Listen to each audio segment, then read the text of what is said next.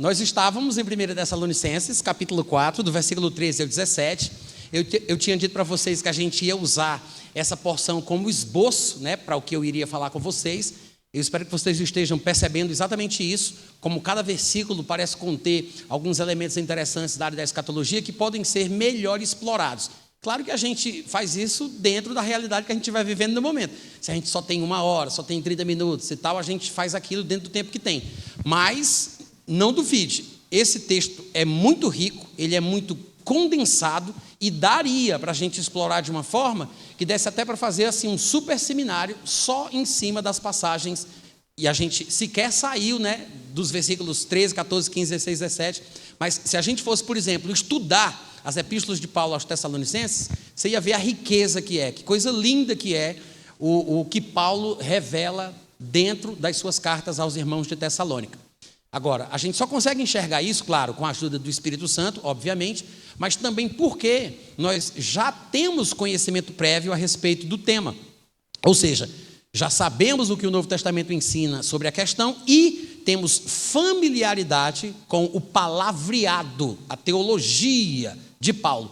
Sem muita familiaridade com as expressões paulinas, o texto paulino, sem conhecimento do que Paulo pensa e diz a respeito das coisas que ele trata, algumas pessoas passam por cima de declarações importantíssimas que revelam justamente questões que as pessoas às vezes querem saber e não observam que já está ali, porque elas não perceberam a importância da frase, da palavra, da expressão. Às vezes é um termo cunhado por Paulo, um termo técnico que ele repete, que faz toda a diferença quando você estiver fazendo a leitura das cartas dele. Então, esse texto, ele é riquíssimo, e a gente parou, se eu não estiver enganado, tá, gente? No versículo 15, não foi? Eu digo, de expor e explanar, a gente fez até o 15. O 16 eu acho que eu ainda não abri. Então, vamos fazer o seguinte, vamos ler o 16 aí, que diz assim, eu explorei bastante a expressão do versículo 15, quando Paulo disse, eis que vos declaramos por palavra do Senhor, e eu mostrei para vocês como isso tem importância, né? O que significa dizer que o que ele falava era por palavra do Senhor. No versículo 16, ele continua dizendo, porquanto o Senhor mesmo, dada a sua palavra de ordem, ouvida a voz do arcanjo e ressoada a trombeta de Deus, o Senhor mesmo, depois de tudo isso, descerá dos céus e os mortos em Cristo ressuscitarão primeiro. Eu acho que eu já falei o necessário sobre a expressão mortos em Cristo, espero que vocês tenham entendido. Sinto muito porque vocês não têm tido a oportunidade de fazer perguntas, né, e de interagir de forma mais dinâmica. Eu sei que seria bom, dava para tirar as dúvidas, eu teria um feedback melhor, se vocês estão ou não estão assimilando, mas eu espero que tenha ficado claro que a expressão mortos em Cristo está falando sobre um grupo de pessoas específico. Ele não está falando dos mortos de forma geral. Isso é importante. Muita gente não percebe que a expressão diz respeito a cristãos que morreram, ou seja, pessoas que fazem parte da igreja de Cristo. E essa igreja, ela surge depois da ressurreição de Jesus, quando ele vai ao céu, dá o Espírito Santo, os dons ministeriais são estabelecidos, e aí os apóstolos e profetas lançam o fundamento sobre o qual a igreja vai ser edificada. Então, é um povo específico que surgiu na terra numa época específica. Ele não está falando de todos os mortos do mundo, inclusive os patriarcas, os santos, os crentes e justos do Antigo Testamento, porque é tudo igreja. Não. Ele está falando sobre a igreja de Cristo, é por isso que ele fala da ressurreição dos mortos em Cristo. Não é todos os mortos. A Bíblia ensina sobre a doutrina da ressurreição dos mortos. Nós temos textos para falar sobre aspectos diferentes da ressurreição, dos justos e dos injustos, da ressurreição depois da tribulação, do povo do Antigo Testamento, do povo que morreu no período tribulacional, mas uma coisa é uma coisa, outra coisa é outra coisa, tá? Então, esse texto, que é por isso que eu salientei bastante a questão do mortos em Cristo, está falando de uma ressurreição seletiva, uma ressurreição especial. Da onde veio essa especificidade toda? Da onde Paulo tirou isso?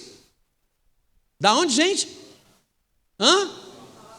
Por uma palavra do Senhor. Foi uma revelação.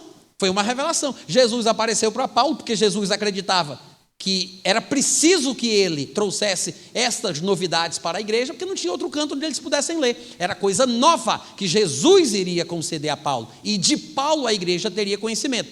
Então, é por isso que você não encontra o que Paulo está tratando aqui nos textos do Antigo Testamento. É uma coisa especial, é nova, diz respeito apenas a este povo da igreja, que é uma entidade criada por Cristo depois da sua morte, sepultamento, ressurreição e ascensão aos céus, tá? É importante falar isso porque quem já estuda escatologia há mais tempo, talvez até tenha essa dúvida sobre a questão da ressurreição. Os próprios pós-tribulacionistas ficam um pouco atrapalhados quando vão lidar sobre esse assunto, porque eles acham que lá em Apocalipse capítulo 20, quando fala da primeira ressurreição, eles acham que o texto de Apocalipse está dizendo que vão ter só dois momentos em que haverá ressurreições. Ou seja, a primeira ressurreição é dos justos e a segunda ressurreição, 1000 anos depois, dos incrédulos. Isso é para quem já estuda escatologia, tá, gente? Aí eles acham, bom, se só tem 2 momentos, que é a primeira e a segunda, como é que a igreja pode ser arrebatada antes da tribulação, se a ressurreição de Apocalipse 20, que a Bíblia chama de primeira, é depois da tribulação? E aí eles começam a confundir as coisas. Eles acham que esse texto aqui está falando desta mesma ressurreição de Apocalipse capítulo 20, só que eles não percebem que quando o texto chama esta ressurreição de Apocalipse 20 de primeira, ele não está falando sobre o primeiro momento, ele está falando do primeiro tipo. São 2 tipos de ressurreições. Ou seja, tem um grupo de pessoas que faz parte do primeiro tipo, que ressuscita primeiro, e tem um segundo tipo de ressurreição, para um grupo de pessoas que ressuscita depois. Quem faz parte da segunda ressurreição?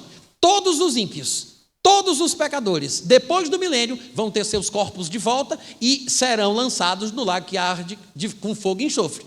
Quem faz parte do primeiro tipo de ressurreição, que é a ressurreição dos justos? Todos os justos de todos os tempos. Isso quer dizer o seguinte: os santos do Antigo Testamento, os crentes do Novo Testamento, os profetas do período tribulacional que vão viver, morrer e ressuscitar ainda na primeira metade da tribulação, né? Vocês devem lembrar, Apocalipse capítulo 11. O próprio Senhor Jesus, que é o primogênito dos mortos, também faz parte da ressurreição dos justos, que é a que deve acontecer primeiro. Qual é a diferença do primeiro tipo ou da primeira ressurreição para a segunda? É porque os justos que ressuscitam neste tipo de ressurreição, que é a primeira que acontece, os justos não ressuscitam de uma vez só, eles não ressuscitam na mesma hora, no mesmo momento. Basta você olhar para Jesus, que é o primogênito dos mortos, a primícia dos que dormem. Ele ressuscitou há muitos e muitos anos atrás, sozinho. Tem inclusive estudiosos que dizem que um grupo de justos teria ressuscitado naquele momento. Lembra quando no Evangelho de Mateus diz que alguns santos ressuscitaram, entraram na cidade? Tem gente que pensa que aqueles ali ressuscitaram em corpo físico já para a imortalidade. Eu acho que não. Eu acho que eram contemporâneos da época de Jesus, da época do povo que vivia naquele período, e foram reconhecidos quando eles voltaram para a cidade de Jerusalém. Então, eram santos porque eram crentes e foram reconhecidos porque voltaram ao seu convívio e foram vistos pelos seus parentes, seus conhecidos, seus vizinhos e por aí vai. Não acredito que sejam crentes ressuscitando para a imortalidade, mas tem teólogo que pensa, ou seja, Jesus teria ressuscitado, aí depois, para alguns teólogos, estes seriam o segundo grupo de pessoas crentes, justas e salvas, ressuscitando ainda também na ressurreição dos justos. Aí depois tem essa ressurreição especial, que é no momento do arrebatamento, que segundo eu penso, acontece antes do primeiro dia dos 7 anos de tribulação, que é justamente quando os mortos em Cristo, é uma ressurreição especial, os mortos em Cristo são ressuscitados e os vivos em Cristo são transformados. Aí depois vem a tribulação. Durante a tribulação, 2 outros justos, que são os 2 profetas de Apocalipse 11, vão viver, vão morrer e vão ressuscitar. Eles ficam com os corpos estirados na praça da grande cidade. Aí no terceiro dia Deus fala com eles, o espírito volta para o corpo, eles ressuscitam na frente de todo mundo e sobem para o céu. Diz que tem uma conversão, muita gente começa a dar glória a Deus quando vê aquilo acontecendo. Ou seja, são justos que morrem e ressuscitam também. Todos estes justos que estão ressuscitando fazem parte da primeira ressurreição. Ou seja, todos os justos ressuscitam primeiro, antes de todos os ímpios. Só que os justos não ressuscitam todos de uma vez só, no mesmo dia, no mesmo momento. E depois de toda a tribulação, no final da tribulação, todos os santos do Antigo Testamento ressuscitarão e também todos os crentes que tiverem confessado Jesus durante a tribulação, que porventura tiverem morrido. Então, todos estes ressuscitam no final da tribulação. Ali se completa a primeira ressurreição, que é o primeiro tipo de ressurreição, não é o primeiro momento. Se fosse o primeiro momento, Jesus Cristo nem faria parte dele, porque Jesus ressuscitou há muito tempo atrás, os 2 profetas do período tribulacional ressuscitam na metade da tribulação, ou seja, ele não está falando sobre o momento que a igreja vai ressuscitar, quando ele fala da primeira ressurreição. É porque o povo não entende a doutrina da ressurreição e por isso fica confuso. Quando Paulo menciona aqui a ressurreição dos mortos em Cristo, guarda isso, tá? Se você tiver comprado meu livro, no capítulo 8, se eu não estiver enganado, eu ensino isso tintim por tintim, bem detalhadamente. É quando eu falo sobre a primeira ressurreição. O livro Arrebatamento Antes da Tribulação trata sobre esse assunto, tá?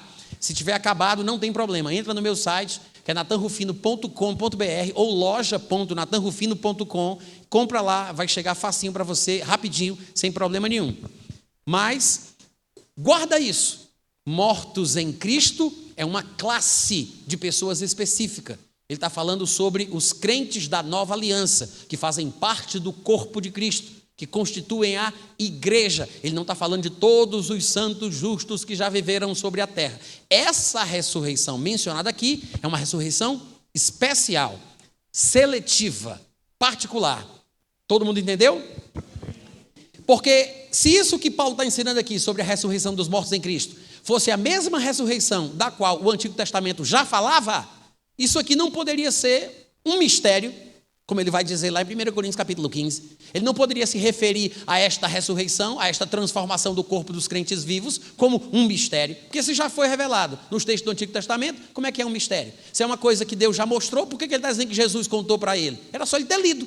Não, é porque é uma coisa especial, é uma coisa diferente, é uma ressurreição seletiva. Amém, gente? Tá, mas tem outra coisa aqui no versículo 16, porque Paulo diz assim: porquanto o Senhor mesmo, dada a sua palavra de ordem, ouvida a voz do arcanjo, ressoada a trombeta de Deus, descerá dos céus, e os mortos em Cristo ressuscitarão primeiro. Essa expressão, a trombeta de Deus, é uma expressão que às vezes as pessoas também ficam confusas com ela. E vocês já devem imaginar por quê. Porque no livro de Apocalipse, nós temos uma descrição muito vívida do que vai transcorrer durante o período tribulacional. De forma bastante resumida, o livro de Apocalipse, ele fala sobre os acontecimentos do período da tribulação, que se desenrolam através da manifestação de diversos flagelos que são decretados da parte de Deus contra os pecadores da terra, através do rompimento de 7 selos, do ressoar de 7 trombetas e do derramamento de 7 taças, que no meu ponto de vista são acontecimentos sequenciais, tá? Existem formas diferentes de se interpretar o texto de Apocalipse. Tem gente que pensa que Apocalipse ele tem narrativas cíclicas, ou seja, é como se João tratasse sobre os acontecimentos 3 vezes, de 3 perspectivas diferentes. Ele primeiro fala os acontecimentos todos, do começo ao fim, da perspectiva celeste, depois ele repete a mesma coisa, mas agora de uma perspectiva terrestre, e depois ele repete uma terceira vez de uma outra perspectiva. Então tem gente que pensa assim. Além disso, tem gente que acha que o livro de Apocalipse está tratando sobre acontecimentos paralelos. Tanto é que essa interpretação se tornou popular e foi conhecida como paralelismo, porque eles acham que o texto está narrando acontecimentos em paralelo no céu e na terra. Então eles acham que o texto está falando de coisas que enquanto acontecem no céu, estão também outras acontecendo na terra. Eu penso diferente. Eu penso que o texto de Apocalipse, em primeiro lugar, ele é literal e trata sobre coisas literais, ainda que use tipos, figuras, alegorias e recursos de oratória, como qualquer comunicação humana, tá? Então assim, tem figuras, alegorias que devem ser interpretadas? Sim, mas ele está falando sobre coisas que apontam para acontecimentos literais. Tá? Se eu disser, fulano de tal ficou sem teto, eu estou usando uma figura de linguagem, né? É a sinédoque. Eu estou usando o teto como representação do resto da casa. Ele não ficou sem teto, com as paredes de pé. Eu quero dizer que ele ficou sem a casa toda. Só que eu estou usando uma figura de linguagem, um recurso de oratória, para comunicar uma coisa. Eu estou usando uma alegoria, um símbolo, uma figura, mas estou falando de algo real que aconteceu. Então não se iluda pensando, mas o livro de Apocalipse é alegórico, é muito cheio de tipologia, né? Sim, mas está falando de acontecimentos reais e literais. E no meu ponto de vista, Eu não vou ter tempo para explicar o porquê, mas se você for no meu aplicativo, que funciona dentro do Telegram, e você procurar os Cavaleiros do Apocalipse, ou no meu site, natanrufino.com.br, procura os Cavaleiros do Apocalipse, você vai ver um texto enorme, só mostrando questões relacionadas aos textos de Apocalipse, e eu faço uma pequena introdução falando sobre isso e mostrando por que eu não acredito que aquilo ali seja paralelo ou cíclico, muito pelo contrário, é sequencial, ou seja, primeiro vem o rompimento dos 7 selos, depois vem o ressoar das 7 trombetas, e por último tem o derramamento das 7 taças, porque ali é a intensidade do juízo de Deus que vai aumentando, do ruim para o pior. E aí eu vou mostrar alguns versículos chaves que mostram que não poderia ser uma narrativa cíclica, né? Ou acontecimentos paralelos. No máximo, o que nós temos no livro de Apocalipse são parênteses explicativos que, por serem muito grandes, englobam 2, 3, 4 capítulos, às vezes menos, às vezes mais, mas são apenas parênteses que João abre e depois fecha. Então, como são parênteses às vezes muito grandes, né, e nem sempre a gente tem capacidade de identificar, a gente se perde na leitura do texto, mas ele está narrando em sequência, aí explica alguma coisa dentro de um parênteses, depois fecha e volta à narrativa sequencial. É por isso que essa interpretação de Apocalipse, a qual eu sou adepto, é conhecido como parentética. Tá? Tem o paralelismo e tem a parentética. A parentética é porque estas passagens, né, estão entre parênteses. Todo mundo entendeu? Porque tem gente que pega a palavra trombeta, que eu acabei de ler aí em 1 Tessalonicenses 4,16, e associa com as trombetas de Apocalipse, né? Claro. Qual é a associação que eles fazem? Aqui, no texto de Tessalonicenses, Paulo está chamando ela de trombeta de Deus. Só que lá em 1 Coríntios capítulo 15, como é que ele a chama? Última trombeta. E a gente sabe que a trombeta de Coríntios é a mesma de Tessalonicenses, porque os textos, eles se harmonizam. Ele está falando lá do arrebatamento, ele diz que é um mistério que ele vai compartilhar com os irmãos. Aqui ele está dizendo que é uma palavra que foi dada pelo Senhor, e ele fala também do arrebatamento, que é toda uma geração que não vai morrer, por isso não vai ressuscitar, mas vai ter o corpo transformado. É a mesma coisa. Só que lá ele chama de trombeta, aqui ele chama de trombeta de Deus, e lá ele chama de última trombeta. Eles pegam a ideia de que esta trombeta de Deus é a última, e então associam com a sequência de trombetas de Apocalipse. Ou seja, são 7 selos, são 7 trombetas, são 7 taças. Já que os selos, as trombetas e as taças estão relacionadas aos flagelos que acontecerão durante o período tribulacional, na cabeça deles, se é na última trombeta que a gente vai ser arrebatado, quer dizer que é só lá na 7ª, a gente vai ter que passar por alguma coisa da tribulação. Só que eu vou mostrar para você o que realmente é a última trombeta. O que é que Paulo quis dizer com isso? Será que significa a 7ª trombeta de Apocalipse? Muito provavelmente não. Claro, as pessoas, gente, têm a capacidade de criar ligações de texto com texto que às vezes simplesmente não existe e não deveriam ser feitas. São ligações inviáveis, na verdade é impeditivo você fazer essa ligação porque não faz sentido. Só para começar o argumento, como é que Paulo poderia estar falando desta 7ª trombeta, né, que é a última da sequência de trombetas de Apocalipse? Como é que Paulo poderia estar falando sobre isso se o texto onde a trombeta foi mencionada pela primeira vez, sequer tinha sido escrito? Paulo escreveu o texto de 1 Coríntios, capítulo 15, versículo 51, a epístola aos Coríntios, no ano 55 depois de Cristo. A carta de João, o Apocalipse de João, vai ser escrito, todos os estudiosos concordam entre si, a não ser um grupo muito definido chamado de preterista, que tenta colocar a redação do texto de Apocalipse em anos anteriores, mas a maioria dos estudiosos acredita que foi entre os anos 90 e 96. Quase todo mundo pensa que foi no ano 96. Ou seja, se Paulo escreveu 1 Coríntios no ano 55 e as trombetas do Apocalipse de João só vão ser escritas 40 anos depois, em 96, né? 55 mais 40 dá 95, não é isso? Se só vai ser escrito 40 anos depois, como é que Paulo poderia estar fazendo referência a uma coisa que ninguém nunca nem ouviu falar? Aí você vai dizer assim, Natan, mas como você é carnal, é porque é o Espírito Santo que está organizando tudo. Pois vamos ver se é mesmo. Abre aí a tua Bíblia em 1 Coríntios capítulo 15.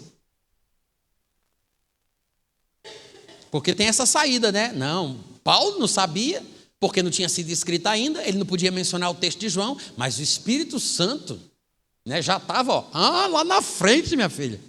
Visão do Espírito Santo já lá na frente. Aí o Espírito Santo faz Paulo falar de uma coisa que ele não sabe nem o que é que ele está falando. Aí depois vem João e fala de uma coisa que ele não sabe nem o que Paulo falou. Porque o Espírito Santo é que está coordenando. Mas não eram cartas para comunidades que iriam ler as cartas? Mas não importa se eles vão entender ou não vão entender, não. Deus sabe o que faz. Não tem sentido isso não, gente. Não tem sentido isso não. 1 Coríntios capítulo 15, versículo 50. Isto afirmo, irmãos, que a carne e o sangue não podem herdar o reino de Deus, nem a corrupção herdar a incorrupção. Isso aqui é interessante, né? Porque ele fala que a carne e o sangue não podem herdar o reino de Deus, falando sobre a natureza humana, porque carne e sangue é a expressão bíblica para gente, né? Para pessoas, humanos. Essa é a expressão bíblica. Lembra que quando Jesus falou com Simão, filho de Barjonas, ele disse: bem-aventurado és, porque não foi a carne e o sangue que te revelou que eu sou o Cristo. Ou seja, não foi uma pessoa que contou no ouvido dele, foi Deus, o Pai, que lhe revelou. Paulo disse: quando aprove a Deus revelar o seu Filho em mim sem detença, não fui a Jerusalém para consultar aos apóstolos antes de mim, não fui consultar a carne e o sangue para saber se eu podia pregar. Ou seja, não foi falar com os homens. Em Efésios 6 ele diz: a nossa luta não é contra Alexandre de Moraes, contra a carne e o sangue, né? É contra o demônio atrás dele, os principados, as potestades, né? E por aí vai. Então, ou seja, não é contra a carne e o sangue. O que é carne e sangue? Carne e sangue é gente, pessoa, homem. É isso que a expressão significa. Quando se fala de carne e sangue, na Bíblia é isso. Jesus é que mudou esse negócio, né? E todo mundo fica imitando Jesus sem nem entender. Hoje em dia você pergunta para a pessoa: você viu fulano de estar na igreja? Vi, estava lá, em carne e osso. Na Bíblia não é carne e osso, é carne e sangue. Só que quando Jesus ressuscitou, ele não tinha mais sangue, porque o sangue foi derramado para a nossa redenção. Porque sem derramamento do sangue não há redenção. Aí chega Jesus e diz: sou eu mesmo. Mas ele não pode mais dizer em carne e sangue, diz em carne e osso. Ou seja, Jesus cria essa expressão, e aí a gente repete, sem nem saber de onde foi que ela surgiu, mas na Bíblia, carne e sangue é gente humana do jeito que a gente é. Carne e osso é um tipo de humanidade diferente, que Jesus é o primeiro a possuir, mas ele é só o protótipo, o primeiro de muitos irmãos. A carne e o sangue não podem herdar o reino de Deus, mas a carne e os ossos podem.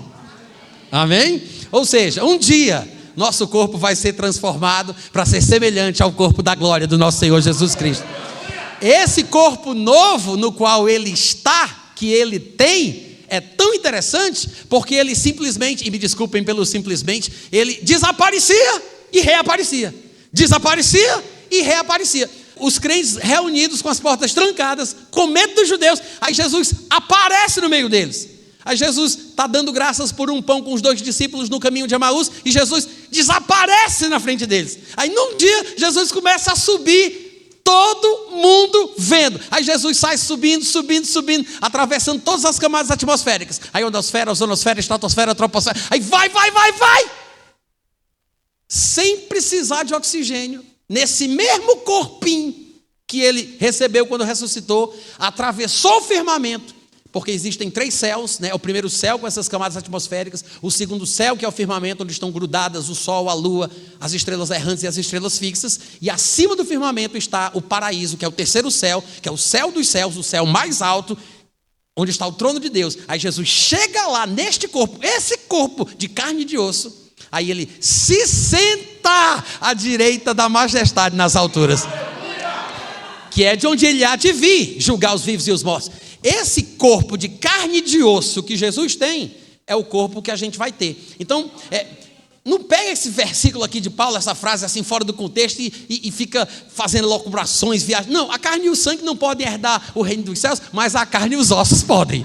Amém? O que vai vivificar o corpo humano, nesse momento da transformação, não vai ser mais o sangue, mas vai ser o Espírito Santo de Deus. Os cientistas diriam que nós seremos transubstanciados em energia. Ô glória! Vamos lá. Ele diz: irmãos, a carne e o sangue não pode não herdar o reino de Deus, assim como a corrupção não pode herdar a incorrupção. Eis que vos digo um mistério, ou seja, vos declaramos por palavra do Senhor. É a mesma coisa, não é? Hein? Sim ou não? É a mesma coisa lá de Tessalonicenses. Eis que vos digo um mistério: nem todos dormiremos, mas todos seremos transformados. Ou seja, todo mundo vai ser transformado. Esse corpo de carne e sangue vai se transformar num corpo de carne e osso. E o que vai dar vida a este novo corpo não é o sangue que vai se esvair, ou se liquefazer, ou evaporar, virar purpurina, sabe Deus, mas o Espírito do Senhor vai dar vida a este novo corpo. É igual ao corpo de Jesus, daí, por aí você tira, né? No corpo novo que Jesus recebeu, ele aparecia e desaparecia. Atravessou as camadas atmosféricas e foi até o terceiro céu, sem precisar de oxigênio. Então, é uma nova realidade. Aí ele diz, todo mundo vai ser assim. Ou seja, nem todo mundo vai morrer, mas todo mundo vai ficar assim no final. Às vezes a gente pensa assim, não, todo ser humano morre. E é verdade, porque em Hebreus 9, 27 está escrito, aos homens está ordenado morrerem, vindo depois disto o juízo, né? Só que Paulo revela um mistério, algo que ele recebeu de Jesus, numa das suas aparições especiais a ele. E Paulo diz que por palavra do Senhor ele ficou sabendo que nem todo mundo vai morrer, embora todo mundo vai ser transformado. Uns vão ser transformados pela ressurreição, porque morreram, óbvio. Outros serão transformados mesmo estando vivos. Uau! Num momento, a palavra átomo, que eu falei aí para vocês, a palavra grega, num abrir e piscar de olhos, no ressoar da última trombeta, a trombeta soará, os mortos, a gente já sabe que ele está falando dos mortos em Cristo, embora ele não fale aqui, ele já falou em Tessalonicenses, os mortos ressuscitarão incorruptíveis, ou seja, seus corpos não envelhecerão, não se deteriorarão. Corromper aqui é nesse sentido, de se desfazer, se desunerar, tá? Ele está falando que não vai mais se deteriorar, se corromper, envelhecer, é um corpo imortal. Aí ele fala, corpos ressuscitarão incorruptíveis, e nós, os vivos, está implícito, porque ele já explicou que é isso que ele tem em mente, lá no texto de 1 Tessalonicenses 4, nós, os que ficarmos, os vivos, que não somos, não fazemos parte dos mortos, né? Nós seremos transformados, porque é necessário. O que é necessário, Natan? Lá em Hebreus 9, 27 diz, aos homens está ordenado morrerem uma só vez, vindo depois disto o juízo. Paulo está dizendo que é necessário que os homens morram? Não. Ele está dizendo que é necessário que o corpo corruptível se revista da incorruptibilidade, que o corpo mortal se revista da imortalidade. Não é necessário morrer, não é necessário ressuscitar. O que é necessário é o estado final. Pode ser pela ressurreição, mas pode ser pela transformação. O que é necessário não é morrer, não é ressuscitar. O que é necessário é que o corpo mortal seja substituído pelo imortal, que o corpo corruptível seja substituído pelo incorruptível. Isso é necessário. Essa é a única parte que realmente tem que acontecer. Amém, gente? Amém. Só para continuar a leitura, depois eu vou voltar para a tal da trombeta, não esqueci não, tá tudo bem? Só para continuar a leitura, veja que no 54 ele diz assim, e tem mais, quando isso acontecer, ou seja, quando este corpo corruptível se revestir da incorruptibilidade, quando este corpo mortal se revestir da imortalidade, somente então é que se cumprirá finalmente a palavra que está escrita, tragada foi a morte pela vitória. Glória! Cadê, morte, a tua vitória? Cadê, morte, o teu aguilhão, o teu espeto? O aguilhão da morte é o pecado, a força do pecado é a lei, mas graças a Deus que Ele nos dá a vitória por intermédio de nosso Senhor Jesus Cristo. Ou seja, mesmo antes da transformação, pela fé em Cristo Jesus, nós experimentamos a vitória antes da transformação. Hoje nós já somos conduzidos em triunfo, mas o cumprimento da palavra, que a morte finalmente foi tragada pela vitória, e que agora a salvação não se perde jamais, porque é o ponto da irreversibilidade, dali para frente já era, porque meu corpo já foi imortalizado e se transformou num corpo incorruptível, é quando isso aqui se cumprir. Isso aqui é interessante demais. Eu não vou ceder à tentação de falar sobre isso, não, porque senão eu não vou conseguir falar das outras coisas que eu quero falar. Mas isso aqui, gente, é o que explica o porquê que salvação se perde. E muita gente não entende isso. Eu estou querendo que Deus me ajude dessa vez, porque se Ele me ajudar dessa, da próxima eu me ajudo só. Eu vou tentar falar rápido, mas o que acontece é o seguinte: a salvação é uma coisa que só vai se manifestar no último tempo. É inclusive uma expressão usada por Pedro, que ele diz que pela fé nós somos guardados na terra, pelo poder de Deus, para esta salvação que vai se manifestar no último tempo. O Novo Testamento aponta que a salvação é uma coisa futura e não presente. É por isso, por exemplo, que lá em Hebreus capítulo 1, versículo 14, diz que todos os anjos são espíritos ministradores enviados por Deus para servir os que vão herdar a salvação. Sim, é claro que a salvação está cada vez mais próxima de se cumprir, muito mais próxima do que quando a gente começou a nossa caminhada da fé, mas sempre o texto mostra que a salvação é uma coisa futura. Lá em Hebreus capítulo 9, versículo 28, por exemplo, diz que Jesus aparecerá uma segunda vez, sem pecado, aos que o aguardam para a salvação. E o que é que a gente experimenta hoje? A gente não é salvo? Sim, mas hoje nós experimentamos a salvação pela fé. Ou seja, pela fé nós adiantamos a experiência dos poderes do mundo que vem, do mundo vindouro. Nós degustamos coisas que ainda não estão presentes, que ainda não se manifestaram. Afinal de contas, o que é fé? A fé é a convicção de um fato que não dá para ver. Não dá para ver porque não está presente. A fé substitui a coisa na qual se crê. A fé é a convicção num fato ausente. É a convicção em fatos que não se veem. É a certeza de uma coisa que eu estou esperando, porque ainda não chegou. É a certeza de uma coisa que eu espero, é a convicção de um fato que eu não vejo. É por isso que somos salvos pela fé. Se eu me mantiver na fé, eu me mantenho salvo. Se eu largar a fé, negar Jesus, chutar o pau da barraca, cometer o pecado da apostasia, não é qualquer pecado que me faz perder a salvação, tá? Não é porque eu comi 3 bolas de sorvete hoje à tarde, que era para comer 2, errei a mão, pequei e perdi a salvação. Mas não tem problema não, mais tarde me arrependo, aí vem Jesus e reescreve o meu nome no livro da vida de novo. Não é assim que funciona. Perde, ganha, perde, ganha, perde, ganha. Gente, tem pecados muito mais cabeludos no Novo Testamento, onde pessoas cometeram e não perderam a salvação por isso. Corriam o risco, mas não perderam. Como o homem de 1 Coríntios capítulo 5, que tinha relações sexuais com a mulher do pai dele. Aí Paulo escreve dizendo: estou preocupado com a salvação do nosso irmão. Eu acho melhor ele ser entregue a Satanás em nome de Jesus, para a destruição da carne, a fim de que o espírito dele seja salvo no dia de Cristo. Ou seja, Paulo está dizendo, se esse homem continua vivo, descendo na bangada do pecado do jeito que ele vai, pode ser que ele perca a sua salvação. Enquanto ele não perdeu, bora matar ele.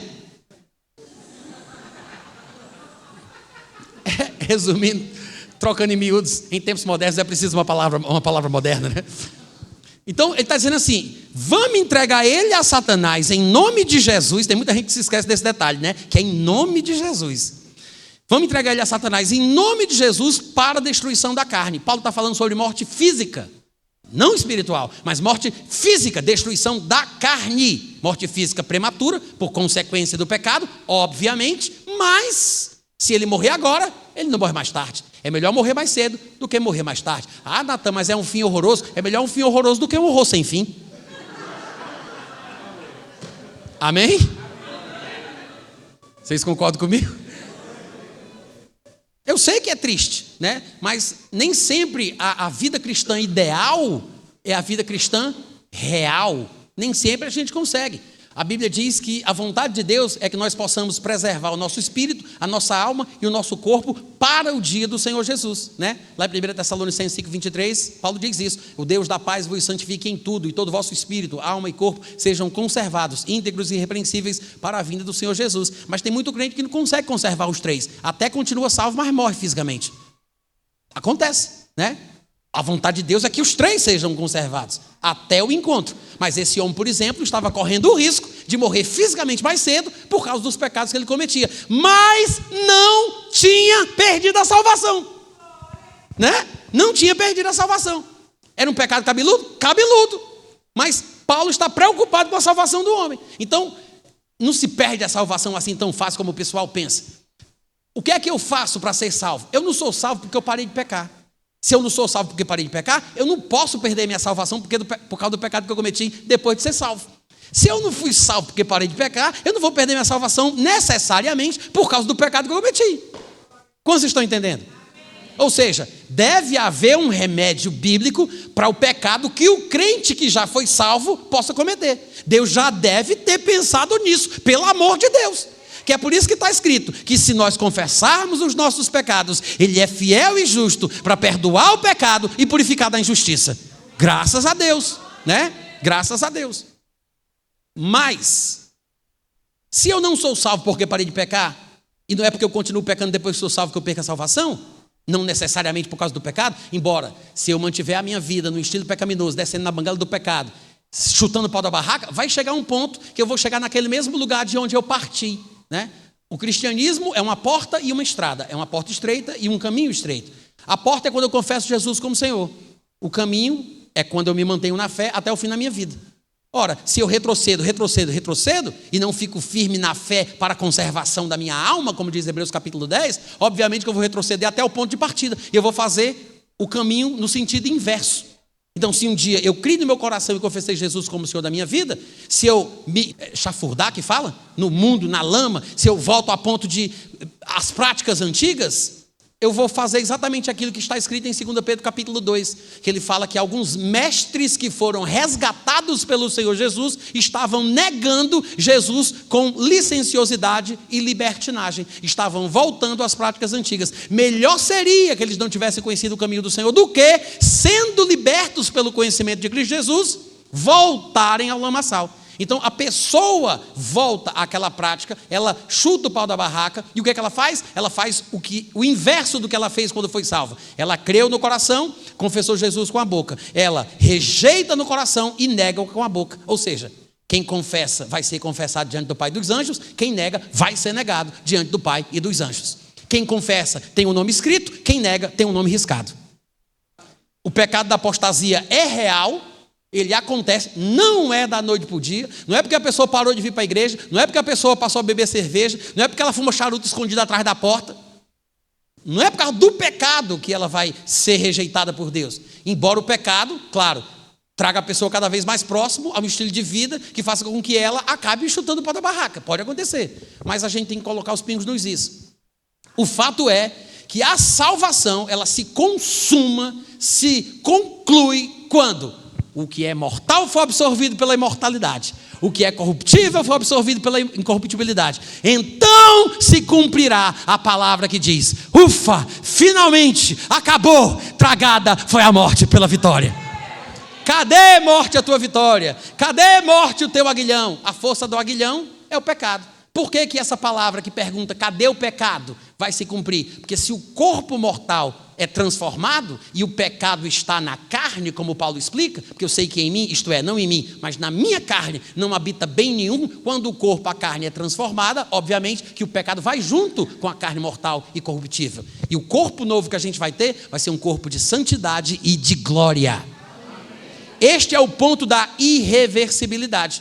Então, é claro que somos salvos pela fé, mas a fé substitui a coisa esperada. A fé é só uma convicção num fato que eu não vejo. É a certeza de uma coisa que eu estou esperando, porque é pela esperança que nós somos salvos. E esperança que já se vê não é esperança. Se alguém já vê, como é que essa pessoa vai esperar? Mas se a pessoa não vê, não tem, mas espera pacientemente, então ela está fazendo o papel dela e sabe que um dia o que foi prometido acontecerá.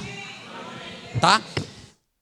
Então, assim, resumindo, né, nesse intensivão aí de perda de salvação, é assim que o Novo Testamento ensina sobre salvação, possibilidade de perda de salvação e etc e tal.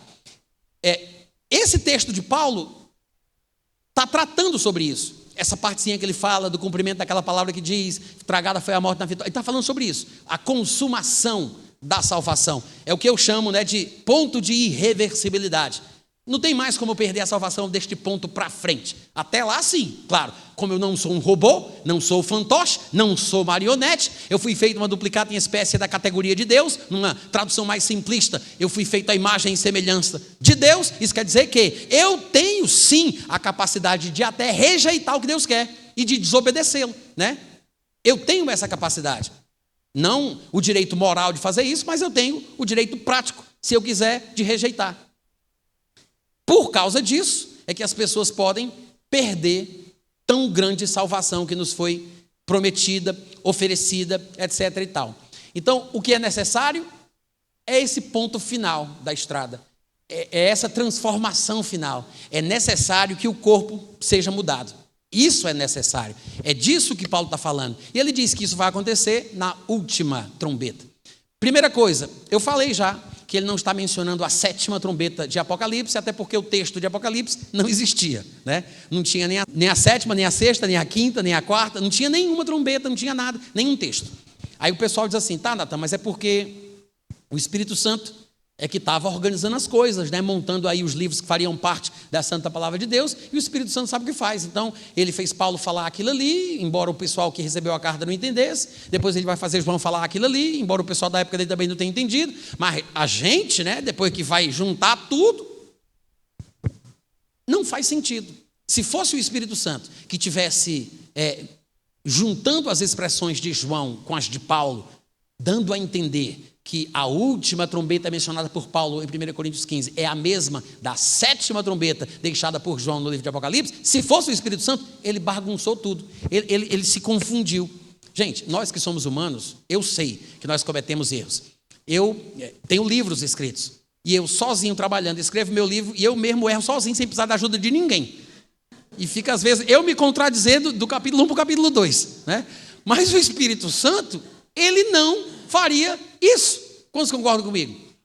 E por que eu estou enfatizando tanto? O fato de que não pode ter sido o Espírito Santo que fez isso com a intenção de futuramente nós juntarmos uma expressão com a outra expressão, a última trombeta com a 7ª trombeta. Porque o próprio texto produzido pelo Espírito Santo mostra que uma coisa não tem ligação com a outra. Deixa eu mostrar. Apocalipse, capítulo 8, versículo 2, diz assim. Isso é João relatando as visões que ele teve, né, no livro lá de Apocalipse. Aí no versículo 2 ele diz assim: eu vi 7 anjos que se acham em pé diante de Deus, e lhes foram dadas 7 trombetas. Então são 7 anjos com 7 trombetas. Cada um vai tocar em ordem sequencial a sua própria trombeta, e os flagelos de cada trombeta se manifestarão de acordo com a determinação divina. Aí, quando chega no capítulo 10, versículo 7, ainda em Apocalipse, falando, agora, ele está falando ainda das trombetas, mas ele vai especificar a 7ª. Ele diz assim: nos dias da voz do 7º anjo, ele falou de 7 anjos que receberam cada um uma trombeta, aí tem o primeiro, o segundo, o terceiro, o quarto, até o 7º. Aí, na descrição que ele vai dar do 7º anjo, ou seja, da 7ª trombeta, né? O 7º anjo que vai trocar a sua trombeta, que é a 7ª. Nos dias da voz do 7º anjo, e eu quero que você entenda que quando ele diz nos dias da voz do 7º anjo, ele quer falar sobre o som. Esse som, né, que vai sair pelo toque da trombeta, nos dias da voz do 7º anjo, ou seja, nos dias do som da 7ª trombeta, que vai ser tocada pelo 7º anjo. Nos dias da voz do 7º anjo, quando ele estiver para tocar a trombeta, cumprir-se-á então o mistério de Deus, segundo ele anunciou aos seus servos, os profetas.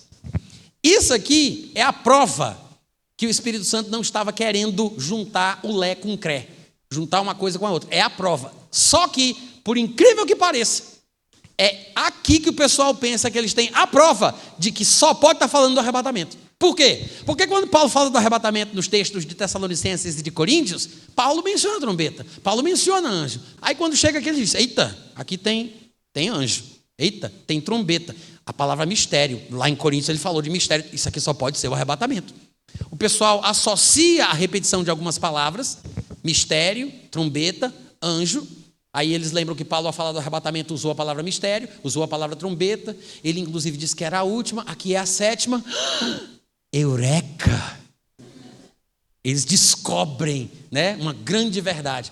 Muitos colegas pós-tribulacionistas usam esse texto dentro do livro de Apocalipse, não é o único, mas é um deles, Apocalipse capítulo 10, versículo 7, para provar que Paulo estaria falando do arrebatamento quando citou a última trombeta, porque ele diz que é um mistério, vai tocar a trombeta, que é a última, aí em Apocalipse diz que é a sétima, quando toca o mistério, entendeu? Só que antes que eu prove para você que esse pensamento é ridículo e não tem sentido, deixa eu mostrar qual é a lógica por trás desse pensamento. É mais ou menos assim. Vamos supor que eu tenho um amigo de infância chamado Marcos. E aí esse meu amigo Marcos muda da minha cidade, vai para outro lugar, ele cresce lá, casa, tem filhos, e 2 das filhas de Marcos são gêmeas. Só que eu não sei de nada disso, passa-se o tempo, aí um dia ele volta na cidade para visitar alguns parentes, e eu encontro ele no meio da rua. Marcos, como é que tá? Tudo bem? E aí, rapaz? Como é que você tá? Casou? Casei, tenho 2 filhas gêmeas e tal, minha vida tá assim, tá assado. Ah, que bom te ver. Rapaz, você tem 2 filhas gêmeas, que coisa, né? Que bênção, graças a Deus. Tá, um abraço, tchau. No outro dia, eu vou para o centro da cidade. Quando eu chego no centro da cidade, numa determinada loja, eu encontro 2 irmãs gêmeas. O que é que eu concluo? São as filhas de Marcos. Será? Tem sentido isso? Essa é a lógica por trás dessa interpretação. É exatamente a mesma coisa. Eles acharam que porque a palavra mistério aparece aqui e aparece lá, a palavra trombeta aparece aqui, a palavra trombeta aparece lá, essa aqui é a sétima, Paulo disse que tinha que ser a última, então é certeza que é o arrebatamento. Essa é a lógica por trás desse raciocínio. Não faz sentido. Por que não faz, Natan? O texto diz, olha o texto, nos dias da voz do 7º anjo, quando ele estiver para tocar a trombeta, vai se cumprir, o quê? O mistério de Deus que ele falou para os profetas. Ele está falando especificamente de qual mistério vai se cumprir. Ele diz, vai se cumprir o mistério de Deus que ele anunciou a seus servos, os profetas. Aí eu pergunto, quem foi dos escritores do Novo Testamento aquele que mais falou do arrebatamento? Se é que ele não foi o único. Não foi Paulo? Sim ou não? Sim ou não, gente? A gente falou bastante sobre isso aqui no primeiro tempo, não foi? Mostrando que Paulo parece ter sido escolhido por Jesus para falar disso. Porque ninguém fala do arrebatamento. E quando Paulo vai tratar sobre o arrebatamento, ele diz, é uma palavra do Senhor. Ele falou para mim. Eu sei que ninguém sabe disso, é um mistério, mas eu vou publicar. Eu tenho a responsabilidade de explicar, de contar para vocês o que Jesus me falou. Então, quem fala do arrebatamento no Novo Testamento é Paulo. Embora Jesus tenha falado em Mateus 24 também, segundo a minha interpretação, e eu provo porque no meu livro, não vou ter tempo de poder falar agora o que significa isso, o que quer dizer isso, aonde está o arrebatamento em Mateus 24, mas Jesus não explica, ele fala, mas não explica. Só que ele parece escolher Paulo para explicar, porque Paulo é quem é escolhido a dedo para tratar sobre as coisas que Jesus quer que ele trate, e o arrebatamento é uma delas. Jesus não falou sobre tudo com Paulo, tem coisas que Jesus quis deixar de fora, não fez questão de não falar, mas o arrebatamento não é uma dessas que Jesus ignorou. Então, o arrebatamento é um assunto importante, que foi trazido de Jesus para Paulo. E Paulo, então, é quem trata do arrebatamento no Novo Testamento. Pergunta: Paulo era profeta, por acaso? Paulo era profeta? Tem gente que diz que era, porque para eles profeta é um título genérico para qualquer homem de Deus que dê 3 rodopios na hora do culto, né? Fala, profeta! Ei! Profeta! Fala, profeta! Profeta não é homem de Deus, profeta não é pregador, profeta não é evangelista, profeta não é homem que fala em língua, profeta não é aquele que rodopia. Profeta não é isso. Profeta é um dom, uma unção, uma capacitação divina que vem sobre alguém que forma uma identidade. Essa identidade ministerial vai ser conhecida através das obras que ele vai desempenhar. Ele vai exercer uma função até o fim da sua vida por causa deste dom que vem sobre ele. Tem 3 coisas diferentes que às vezes nós pensamos que é uma coisa só. É o chamado, o dom e o ministério. São 3 coisas, não é uma só. Chamado, dom e ministério. O chamado é aquela convocação divina que a pessoa ouve, sente, recebe de Deus em seu coração, que ela sabe que tem que fazer uma certa coisa de uma determinada forma. Aí o dom é a unção, a virtude que vem sobre a pessoa, capacitando-a para fazer aquilo para o que ela foi chamada. O ministério são as obras para as quais elas foram chamadas. É a atividade, o desempenho da tarefa. Chamado, dom e ministério. Então, Paulo não era profeta. Como é que a gente sabe? Porque ele mesmo diz. Lembra daquela passagem de Atos capítulo 13? Atos 13, versículo 1. Vou ler essa aqui primeiro, tá? Diz assim, ó: havia na igreja de Antioquia profetas e mestres. Quem lembra disso? Profetas e mestres na igreja de Antioquia. E a gente sabe que Antioquia é a cidade na qual está a igreja para a qual Paulo ia. Paulo congregava na igreja de Antioquia. É tanto que na lista dos profetas e mestres que estavam em Antioquia, Paulo vai aparecer no final da lista. Ele diz que estava Barnabé, Simeão, que é apelidado de Negão, Lúcio de Cirene, Manaém, Colasso de Herodes, o tetrarca, e Saulo. Saulo é o último da lista dessa turma toda que é citada aqui. Esses da lista são os profetas e mestres da igreja de Antioquia. Estes são os profetas e mestres. Aí você diz, então Paulo poderia ser profeta. Bom, se fôssemos nos basear somente nesse texto, poderia ficar a dúvida. Claro, se havia profetas e mestres e Paulo é citado lá, quem é que nos garante que ele também não era profeta? Como é que a gente vai saber? Gente, como tudo na vida, comparando textos da Bíblia com outros textos da Bíblia. Muito obrigado pelo entusiasmo. Deus abençoe a família de vocês. Então, eu tenho que olhar outros textos. Tá, profetas e mestres. Aí nós sabemos que foi justamente nessa passagem que disse o Espírito Santo: separai-me agora Barnabé e Saulo para a obra que os tenho chamado. Os apóstolos impuseram as mãos sobre eles, orando com jejuns, e os dispersaram. Dali para frente, a primeira vez que eles vão ser citados novamente, já são chamados de apóstolos. Ou seja, no capítulo seguinte, que é o capítulo 14, versículo 4, está escrito assim: dividiu-se o povo da cidade, uns eram pelos judeus, outros pelos apóstolos. Que apóstolos são esses dos quais o texto está dizendo? Está falando de Barnabé e Paulo, que no capítulo anterior foram separados para esta obra, para esta primeira viagem missionária, obra apostólica. Tanto é que nos registros da primeira viagem, que estão registrados no capítulo 14, que eles vão logo para Galácia, Listra, Derbe, Antioquia da Psídia, etc. e tal. Aí no capítulo 14 já são chamados de apóstolos. Ou seja, profetas e mestres, Barnabé e Paulo estavam entre eles, que foram chamados para o ministério apostólico e naquele dia começaram a atuar nessa função. Então, sabemos que Paulo certamente era apóstolo, porque só tinha dois, Barnabé e Paulo, e eles são chamados de apóstolos no capítulo seguinte. Só não sabemos ainda quem era mestre e quem era profeta de Barnabé e de Paulo, mas tem que ter algum texto que mate a charada, né? Que explique o resto. E o próprio Paulo vai dizer, em 1 Timóteo, no capítulo 2, versículo 7, ao falar de si, Paulo diz assim: eu fui designado pregador, apóstolo e mestre. Ele diz isso: eu fui designado pregador, apóstolo e mestre. Se ele fosse profeta, por que ele não incluiria? Se ele também atuasse no ministério de profeta, por que ele não diria? Por que ele não disse que ele era profeta? Porque ele não era de mentir, porque ele não inventar, não tem precisão. O homem era pregador, apóstolo e mestre. Amém, gente? E se alguém ficou com dúvida, Paulo escreve uma segunda carta para Timóteo, no capítulo 2, versículo 11, e parece que ele repete a mesma coisa de propósito. Ele diz: eu fui designado pregador, apóstolo e mestre. 2 vezes Paulo diz a mesma coisa, na mesma ordem. 1 Timóteo 2,7, 2 Timóteo 1,11.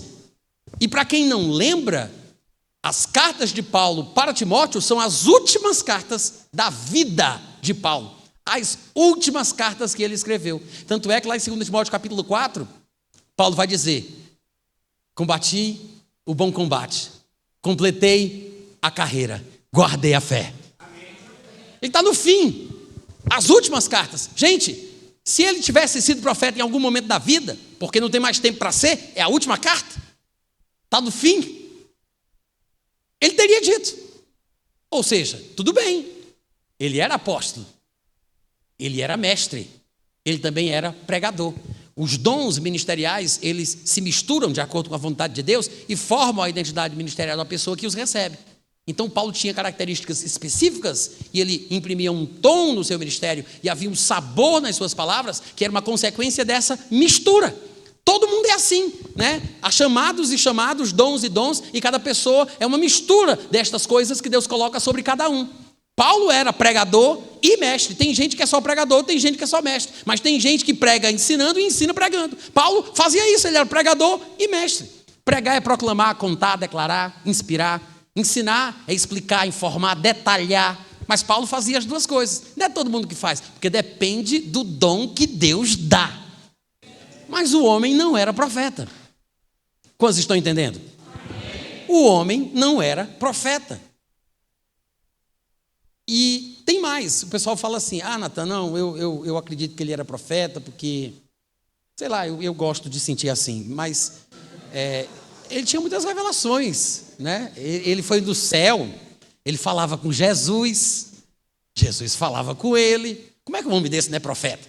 Ou seja, nós inventamos o conceito de profeta na cabeça da gente. Não sabemos muito bem o que a Bíblia ensina sobre dons ministeriais, né? Inclusive tem até uma confusão na igreja evangélica de uma forma geral, porque o pessoal não entende as diferenças entre o ministério profético neotestamentário e o ministério profético veterotestamentário. Os profetas do Velho Testamento e os profetas do Novo Testamento não são a mesma coisa, são classes totalmente diferentes. No Antigo Testamento, o povo estava morto espiritualmente, esperando o cumprimento das promessas que Deus havia feito. Mas o povo da Nova Aliança já está na luz, porque o Deus que antigamente disse, das trevas resplandecerá a luz, Ele mesmo resplandeceu em nosso coração, para a iluminação do conhecimento da glória de Deus na face de Cristo. Então, aquele povo do passado, para falar com Deus, tinha que ter um representante. Para Deus falar com eles, alguém tinha que ter Deus tinha que ser representado. Então, quando eles queriam falar com Deus, o sacerdote falava por eles. Quando Deus queria falar com eles, o profeta falava por Deus, né? E o rei estava ali no meio do caminho.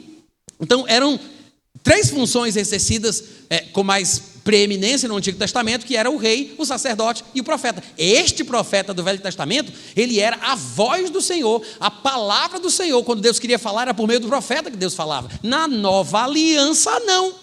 Hoje em dia, Deus não manda recado por meio do profeta. Se Deus vai me mandar recado, alguma coisa está errada. Por que ele não fala comigo se ele mora na mesma casa? Está de mal? Quantos estão entendendo? Quem mandar recado? Não existe negócio de mandar recado. Sim, um profeta pode saber de forma sobrenatural sobre coisas da vida de alguém, de uma igreja, de uma cidade, do passado, do presente ou do futuro, e ele as revelar, tá? Mas na Nova Aliança não somos guiados por isso. Na Nova Aliança nós somos guiados por dentro, pelo nosso coração, tá? O próprio Espírito Santo testifica com o nosso espírito que somos filhos de Deus. Ele não testifica ao nosso espírito, ele não testifica no nosso espírito, ele não testifica pro nosso espírito, ele testifica com o nosso espírito. Porque o testemunho que o Espírito Santo dá é o testemunho que o nosso espírito humano tem. Os dois dizem a mesma coisa. Porque quem crê em Cristo tem em si o testemunho. Quem é que sabe das coisas de Deus, senão o Espírito de Deus? Da mesma forma, ninguém sabe das coisas do homem, senão o seu próprio Espírito que nele está. Na Nova Aliança, nós temos luz. Temos luz, não somos guiados por profetas. Eu não preciso ouvir a voz de um profeta. Não é um profeta que vai me garantir que eu fui salvo. Eis que eu te digo, varão, és nascido de novo. Eu preciso disso, gente. Em 1 João capítulo 3, versículo 14 está escrito: nós sabemos que passamos da morte para a vida, porque amamos os irmãos. Eu sei. Não preciso de profeta para isso. Eu sei. Amém? Então, vocês estão vendo que eu tenho que ter cuidado, senão eu me empolgo, né? E fujo do assunto. Profeta do Novo Testamento é uma coisa, profeta do Antigo Testamento é outra coisa. Quantos podem dizer amém? Amém. Tudo bem, mesmo assim Paulo não era profeta. Ele não precisava ser profeta para ter revelação, para ir no terceiro céu, para ver Jesus. Não precisava. Embora Jesus possa aparecer para quem ele quiser, né? Mas Paulo explica a fonte e a razão das suas revelações, mesmo não sendo profeta. Olha o que ele diz, Efésios capítulo 3, versículo 3, 4 e 5. Ele diz assim, olha: segundo uma revelação, me foi dado conhecer o mistério, conforme escrevi há pouco, resumidamente. Pelo quê? Quando ledes, que é por isso que muita gente não sabe, porque não lê. Quando ledes, podeis compreender o meu discernimento do mistério de Cristo, o qual em outras gerações não foi dado a conhecer aos filhos dos homens, como agora foi revelado aos seus santos apóstolos e profetas. A quem foi revelado o grande mistério que esteve oculto em todos os tempos, a todas as gerações? A quem foi revelado este mistério? Aos apóstolos e profetas. O fundamento da igreja cristã, no qual ela é edificada, foi lançado pelos apóstolos e profetas. Às vezes a gente despreza o fato de que Paulo era apóstolo e acha que para ele ter grandes revelações, ele tem que ter sido profeta. Mas não há um lugar no Novo Testamento que diga que o homem foi profeta. Não tem um. Da onde a gente tira a ideia que ele era profeta? Da cabeça da gente. Das nossas interpretações. Do que a gente acha que um profeta é. Do que a gente acha que um profeta faz. De quais são as características de um ministério profético. Então a gente vê a vida de Paulo, os milagres, as revelações, né, as idas ao céu, as aparições de Jesus. Aí a gente diz, esse homem era profeta. Não, gente, não é isso que é ser profeta. Embora a gente não vá falar sobre isso, não misture conhaque de alcatrão com catraca de caminhão. São duas coisas diferentes. Amém? Vocês podem repetir comigo? Diga, uma coisa é uma coisa. Outra coisa é outra coisa. Não se esqueça mais disso, tá? Então, Paulo não era profeta, Paulo era apóstolo. Opa, peraí. Como é mesmo aquele negócio lá de Apocalipse capítulo 10? Nos dias da voz do sétimo anjo, quando estiver para tocar a trombeta, vai se cumprir o mistério de Deus, segundo ele anunciou aos profetas. Então não está falando de Paulo. Se Paulo é o único que falou do arrebatamento, Paulo não era profeta, então esse mistério aqui não tem nada a ver com Paulo. Não tem nada a ver com o que Paulo disse. Não é o mesmo mistério de 1 Coríntios capítulo 15. Paulo não era profeta? Quantos estão entendendo? Ué, do que é que o texto está falando? Tem que ser alguma coisa que Deus falou para os profetas.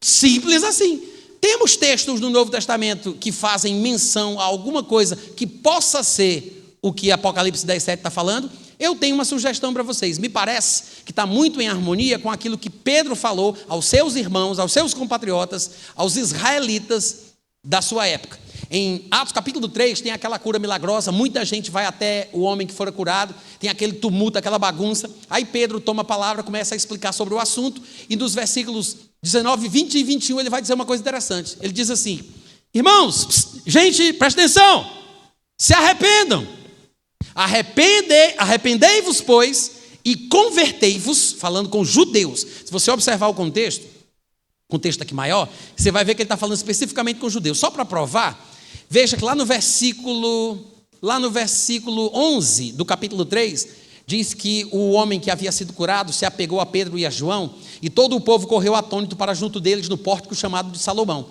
12. À vista disso, Pedro se dirigiu ao povo, dizendo, o povo aqui está implícito que é o povo judeu, mas vai ficar mais claro depois dos 2 pontos. Olha aí, dizendo, israelitas. Então, com que povo ele estava falando? Com os israelitas. Aí ele continua, e no versículo 13, em meio ao seu discurso, ele diz, o Deus de Abraão, de Isaac e Jacó, ou seja, o Deus dos nossos pais, dos nossos antepassados, dos patriarcas, nossos progenitores, Abraão, Isaac e Jacó.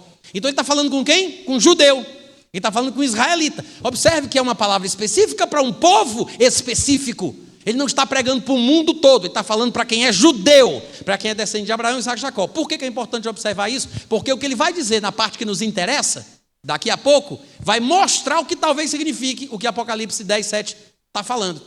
Ele menciona aqui que está falando especificamente para os judeus, aí no 19 ele diz, por causa disso, se arrependam, arrependei-vos, pois, e convertei-vos, para serem cancelados os vossos pecados, no sentido individual, a fim de que, da presença do Senhor, venham tempos de refrigério e, se vocês, judeus, finalmente se arrependerem, Deus vai enviar o Cristo, que já foi designado. É o mesmo Jesus que vocês conheceram, o qual é necessário que o céu contenha, receba, até aos tempos da restauração de todas as coisas do mundo. Tempo este do qual Deus falou por boca de todos os seus santos profetas. Este provavelmente é o mistério do qual o livro de Apocalipse fala, porque ele fala sobre o mistério que Deus revelou aos profetas, no plural, e não um profeta, como se fosse Paulo, até porque Paulo não era profeta. Ele deve estar falando sobre a restauração de todas as coisas profetizada por todos estes homens de Deus do Antigo Testamento. Deus, ele vai punir o mundo pelos seus pecados. Isaías chega a dizer que ele vai destruir os pecadores da terra. A Bíblia mostra que muitos homens morrerão. De fato, há passagens que dizem que os homens serão mais escassos do que o ouro puro de Ofir. Ou seja, é alguma coisa relacionada à raridade. Muita gente vai morrer e pouca gente vai sobreviver. A humanidade, em peso, vai sofrer uma catástrofe, segundo Jesus e outros profetas, como nunca houve, nem jamais haverá. Para Jesus dizer que é uma coisa angustiante, como nunca houve, tem que ser uma coisa sem comparação, gente, porque nem o dilúvio é comparado com isso. Isso nunca houve. Mas e o dilúvio? Não, nunca houve. Nunca houve nada como vai ser. Na época do dilúvio, veio água de baixo e veio água de cima. Toda a humanidade morreu. Tudo bem, mas as coisas continuaram em seus lugares, mantendo a devida proporção. A terra continuou sendo a terra, a nuvem continuou sendo nuvem, o céu continuou sendo o céu, e estava tudo bem. Passou o dilúvio, baixou a água, o povo que estava dentro da água voltou para o mundo, repovoou, e tudo recomeçou, e olha nós aqui outra vez, né? Ou seja, foi ruim, mas não é uma coisa tão desastrosa a ponto de os elementos se desfazerem em fogo, como Pedro disse que vai acontecer.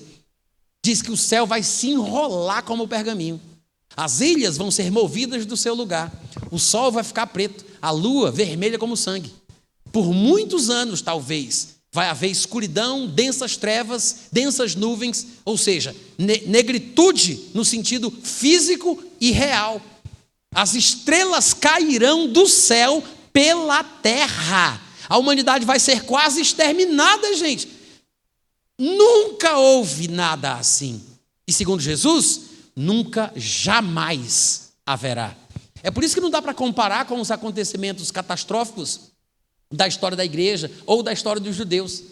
Porque por mais que tenha havido muitos momentos tristes, angustiantes, quase a exterminação dos judeus, isso e aquilo, não é uma coisa assim pontual, catastrófica, sem repetição, nem para trás nem para frente. Nunca houve nem jamais vai haver. O que significa que tem que ser um pouco antes do estabelecimento do reino de Cristo na terra. Porque se nunca mais vai se repetir, é porque Cristo vai estar na terra dominando o mundo. Ele não vai deixar que nada parecido aconteça mais uma vez. Nunca aconteceu, nem jamais vai acontecer. É um acontecimento pontual, único, num momento singular da história.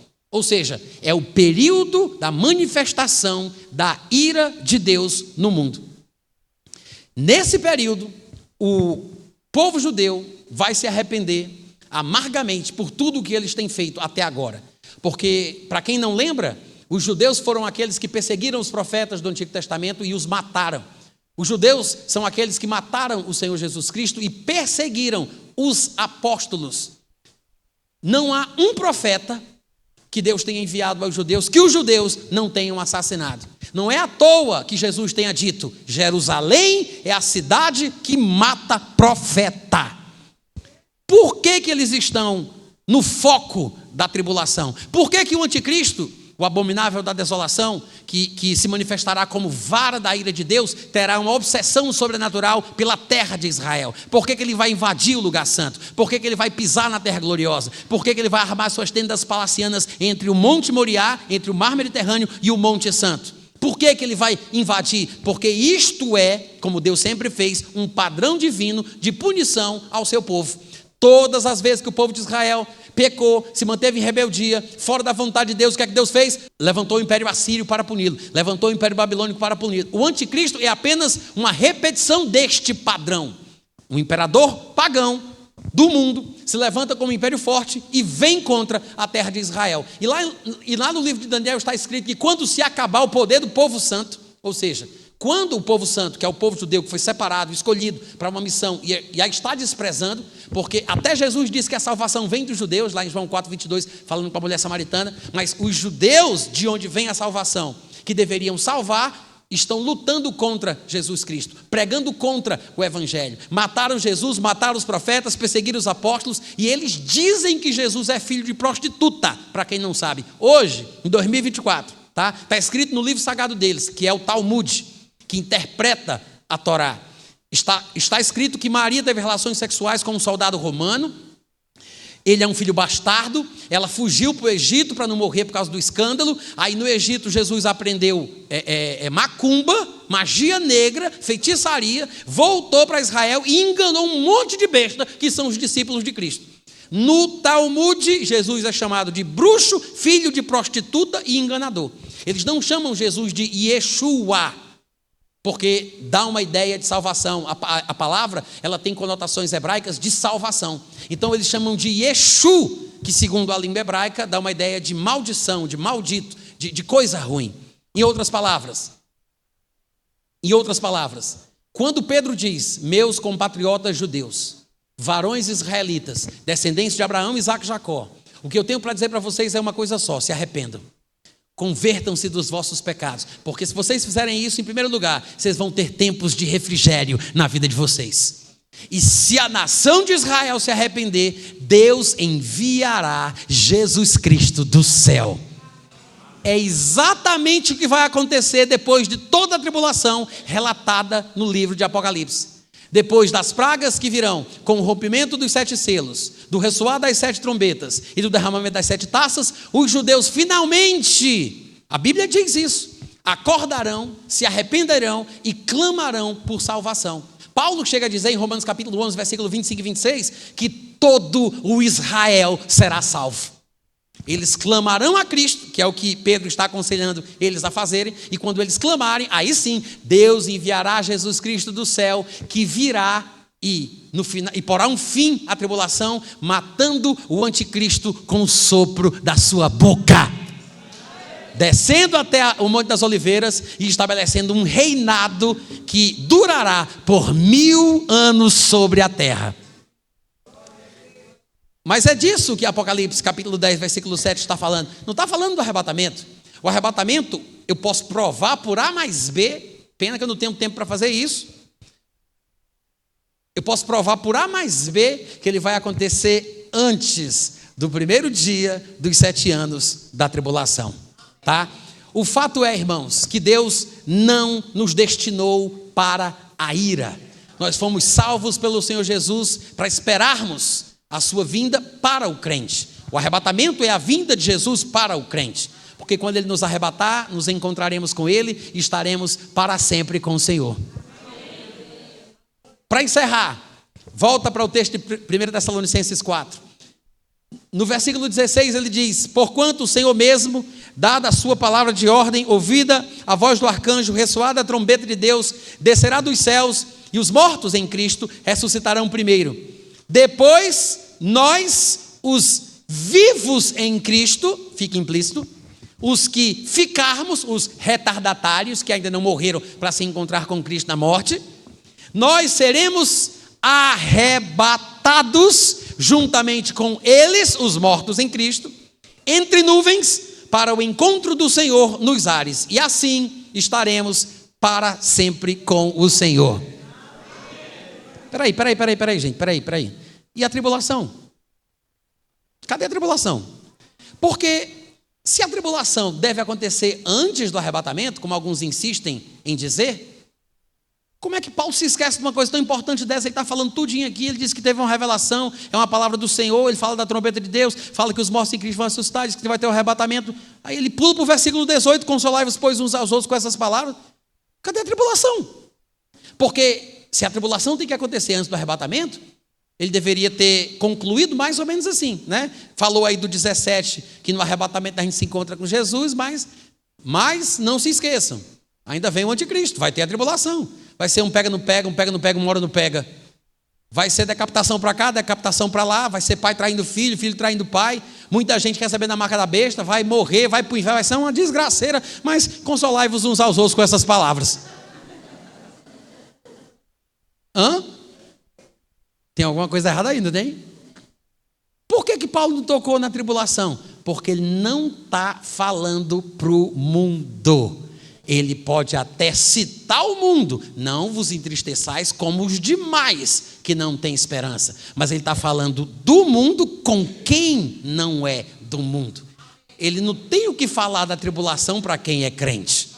É por isso que quando ele fala da esperança do crente, ele diz: nós, os vivos, seremos arrebatados. A expectativa do crente é ser arrebatado, e Paulo se inclui nisso. Ele diz: nós eu vou também.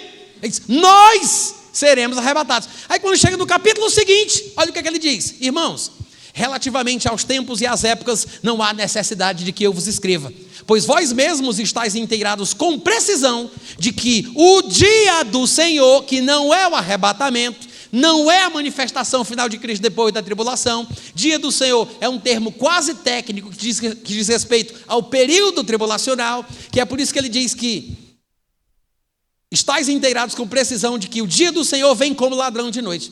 Como é que ele poderia estar comparando o arrebatamento com um ladrão vindo na noite? O dia do Senhor não é uma expressão que é usada como sinônima para o arrebatamento. Não é. Ele está falando de uma coisa que é ruim, que só dá para comparar com a visita de um ladrão na noite. Quem aqui que acha que é maravilhoso receber a visita de um ladrão no meio da noite? Levante sua mão, nós queremos orar por você. Não tem sentido. Então é coisa ruim, não é coisa boa. É uma coisa inesperada. É uma surpresa desagradável, porque a gente já sabe, Jesus garantiu que quando o ladrão vem, ele vem para matar, para roubar e para destruir. Não vai dizer para mim que isso é coisa boa, isso é coisa ruim. É ou não é?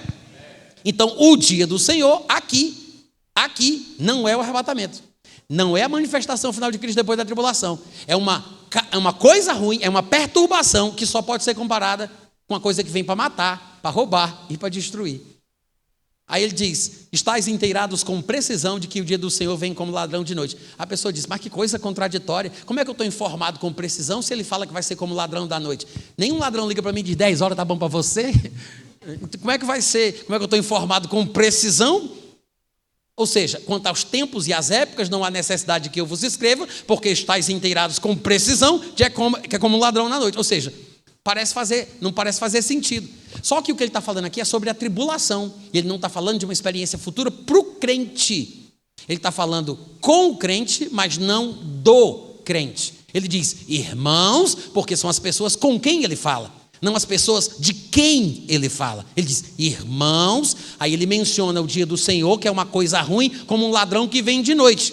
Aí ele fala, quando eles, que é o sujeito oculto aí da frase, eles... olha a conjugação verbal, não é quando andarmos, não é quando andardes, é quando eles. Ele está falando de quem? Dos demais que não têm esperança.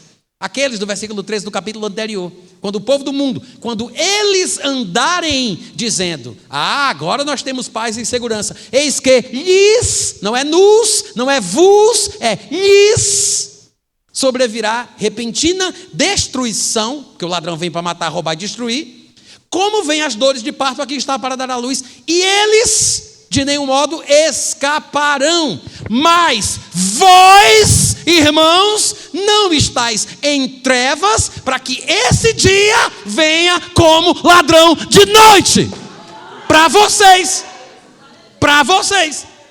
É por isso que não tem erro nenhum a gente começar o nosso culto dizendo: bom dia, pessoal. Não importa a hora da noite que a gente está começando o culto, porque a gente é do dia, a gente é da luz. Né? Somos do dia, somos da luz. Então ele está falando aqui: vós, irmãos, não estáis em trevas, para que esse dia vos apanhe de surpresa, como um ladrão. Opa! Eu não vou ter como provar, infelizmente, mas depois você pode conferir nos meus materiais, na internet, no livro. O dia do Senhor aqui é uma referência à tribulação. Ele fala do arrebatamento no capítulo 4. Ele fala da tribulação no capítulo 5. Sabe por que o arrebatamento é tratado nesses textos que lemos, dos versículos 13 ao 18, e a tribulação é tratada aqui no capítulo 5, do versículo 1 em diante? Você sabe por que o arrebatamento está no capítulo 4 e a tribulação no capítulo 5? Vocês sabem? Eu vou dizer, hein? Porque o arrebatamento vem antes e a tribulação vem depois. Simples assim. Simples assim. E outra, observe que ao tratar sobre o arrebatamento, Paulo diz: eu vou junto, nós seremos arrebatados. Ao falar da tribulação, ele disse: eles que se virem. Ele disse: eles de nenhum modo escaparão. Ele se exclui da experiência. No arrebatamento, ele se inclui, porque ele acredita que o crente que está vivo é arrebatado. E o ímpio que fica vivo vai sofrer destruição. Depois do arrebatamento, a tribulação começa. Os crentes serão arrebatados, os ímpios não escaparão. Agora eu vou terminar igual aquele pessoal da igreja que diz: palavras da salvação. O Senhor está no meio de nós, né? Amém? Gente, obrigado pelo carinho, Deus abençoe vocês, beijo no coração, até amanhã, tá?